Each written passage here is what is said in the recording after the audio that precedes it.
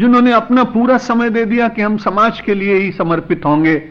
यह जीवन दानियों की परंपरा भगवान आदि शंकराचार्य ने प्रारंभ की, यतियों के रूप में, सन्यासी के रूप में। और उनको कहा कि नहीं, लोगों को मालूम होना चाहिए कि तुमने अपने जीवन को समाज के लिए समर्पित किया है, इसलिए उन्होंने ये गैरिक वस्त्र दिया। आज तो कोई भी पहन लेता है, लेकिन पहले नहीं पहन सकते थे। बड़ा विधान था इसका। जो इसको पहनता था उसको ये निश्चय करना पड़ता था कि मैंने अपने स्वार्थ को अग्नि में जलाया, और इसलिए अग्नि का वर्ण ये है, मेरे भीतर स्वार्थ नहीं जगने चाहिए, मुझे रोज भस्म करना है, मुझे रोज अपने को भस्म करना है। उसे रोज पढ़ना पड़ता था भस्मांतक गुंग शरीरम, ये शरीर भस्म होने वाला। और सन्यासी को तो सन्यास लेते समय अपना श्राद्ध करना पड़ता है, क्योंकि उसका श्राद्ध कौन करेगा? दूसरा। इसलिए उसे अपने आप ही श्राद्ध करना पड़ता है। उसे बोलना पड़ता है, पुत्रेषणा यातु, लोकेषणा यातु, वित्तेषणा यातु, सर्वम न्यस्तम मया, मैंने सब कुछ छोड़ा। यह बड़ी विचित्र बात है कि सब कहने के बाद भी हम लोग कई बार संग्रह में पड़ जाते हैं, हमारा दोष है। ये सन्यासी संस्था का दोष नहीं। भगवान आदि शंकराचार्य ने ऐसे जीवनदानी परंपरा के लोग स्थापित किए कि समाज में घूमे, धर्म को जागृत करें, विकृतियों को मिटाएं, स्वाभिमान जागृत हो, देह से ऊपर उठकर लोग आत्माभिमान में जिए और इस राष्ट्र की अस्मिता को जागृत रखें। और उसके बाद एक परंपरा फिर आई जब देश परतंत्र हो गया। जब देश परतंत्र हो गया तो कुछ लोगों ने कहा कि जीवन देकर, और यदि परतंत्रता के बंधन टूटते हो तो अपना जीवन देना चाहिए।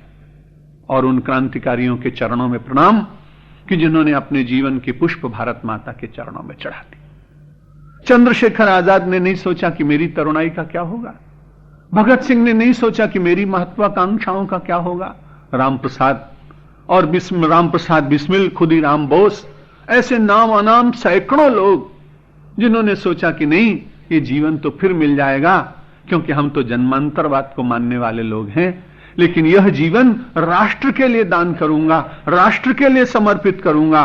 और फांसी के फंदे को गुलाब के फूल की माला समझकर जिन्होंने स्वीकार किया, वे जीवनदानी कितने श्रेष्ठ थे, उसकी कल्पना स्वार्थ के समाज में जीने वाले लोग आज कैसे समझ सकते। भगवान आदि शंकराचार्य ने कहा, यदि ब्रह्मगति प्राप्त करना चाहते हैं, यदि परमात्मा को प्राप्त करना चाहते हैं, यदि आत्मसुख प्राप्त करना चाहते हैं, यदि एक निष्ठावान जीवन जीने की आपकी कल्पना है, तो के हे तबो ब्रह्मगतेस्तु संति सत्संगति ही दान विचार तोषा।